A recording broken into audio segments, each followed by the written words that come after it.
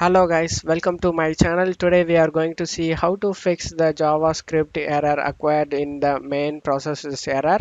Before moving on to the video guys, don't forget to leave a like. Make sure Discord is not running in the background processes. To check it, click on this arrow icon.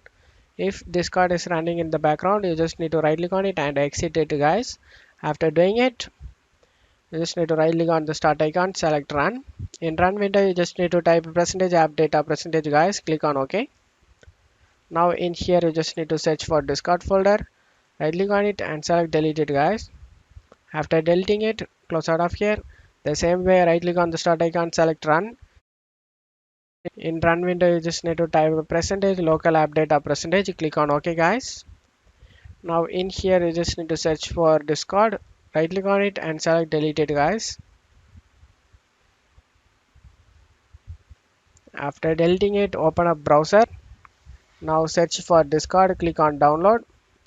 Download the latest version and install it guys. After installing Discord, your problem will be fixed. I hope this video helped you guys. If the video helped you, don't forget to leave a like guys. You can also subscribe me and support me guys. Thank you.